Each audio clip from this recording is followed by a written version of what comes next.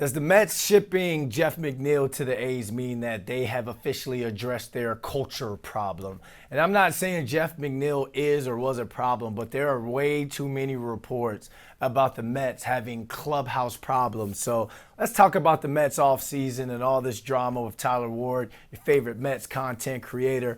Wardy, what's going on, my man? Happy holidays first, man. You ready to get into this? I am ready.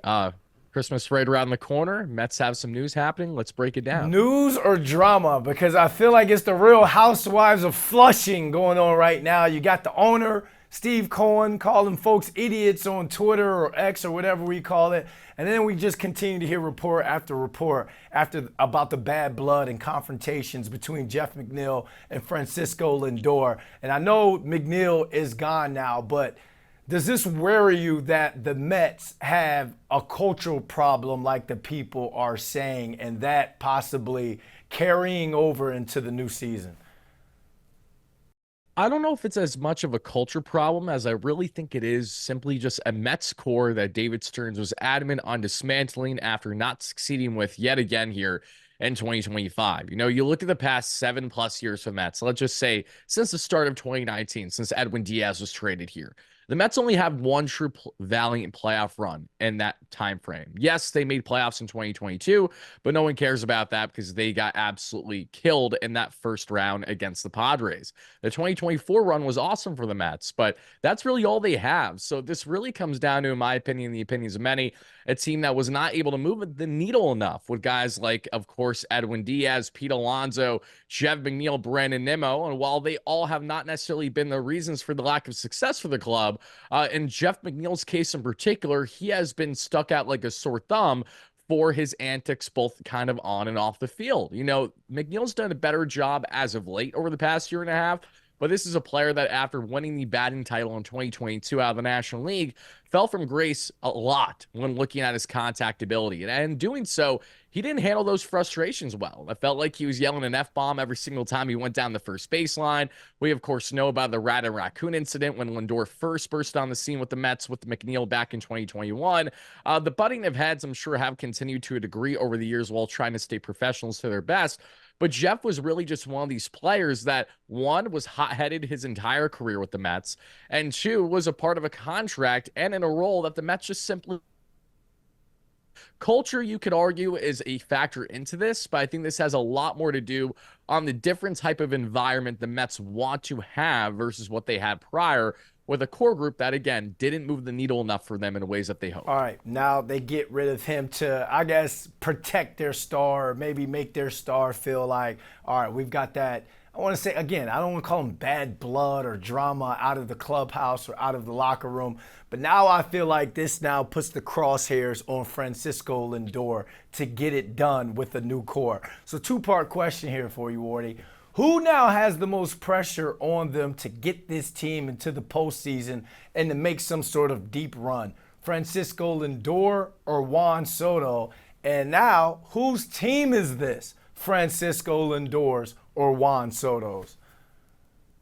This is a great question, and it's one of those things where there's a divide in fans that some of them really don't want to have it. Where like, oh, it's clearly this is the guy that we have to rely on or that this is our leader.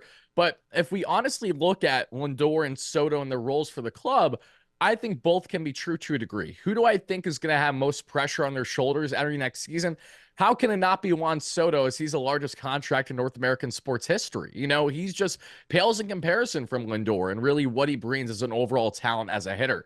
Now, Lindor is the better overall player. He's been more that vocal leader. So I think one could rightfully say that the club is going to try to ride through him most notably because now that Brandon Nimmo is gone and all these long tenured Mets are gone, before you know it, Lindor has quickly become one of the longest tenured Mets now in the organization, which is so crazy to say. It doesn't feel like long ago they've acquired him. But in what David Stearns is trying to build, again, I think both things are true.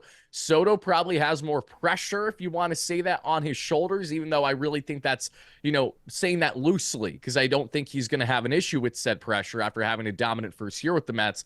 And Lindor, he's been our unofficial captain for a number of years, one does have to wonder, is he going to officially get that label now as we move forward, or will he just continue to be one of the vocal leaders for this organization in 2026? To be determined, but good question. I'm happy to reply to it. To be determined on what you just said, plus who David Stearns is going to bring in, because it doesn't look like he's done making moves this offseason. We've seen the subtraction, and we've seen some of the additions to this roster. But do you think that he now has to make a splash signing or trade or two to really get people feeling good about this roster going into spring training? And what is he going to do to find a bat behind Juan Soto? Yeah, we all want to see splashes as Mets fans, and I've been advocating for this daily all offseason long. But a very important thing to remember is that regardless on how us fans feel, the organization is going to operate what they deem as best moving forward. And a lot of that has been contrary to what us fans have wanted, including, trying to bring back Pete Alonso, maybe really moving the needle more to bring back Edwin Diaz, whatever the case may be.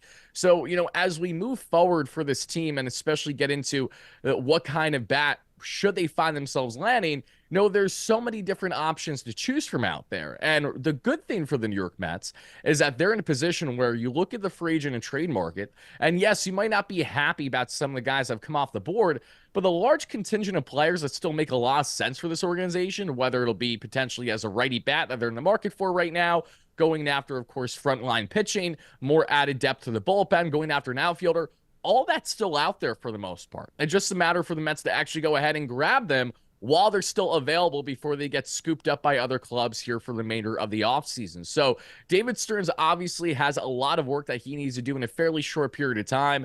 And one does have to wonder, are the Mets going to make that big stereotypical Cohen splash for signing of one of the Cody Bellinger or of course, pipe dream Kyle Tucker and Alex Bregman if his market falls like it did last year with the Red Sox at 40 mil AAV?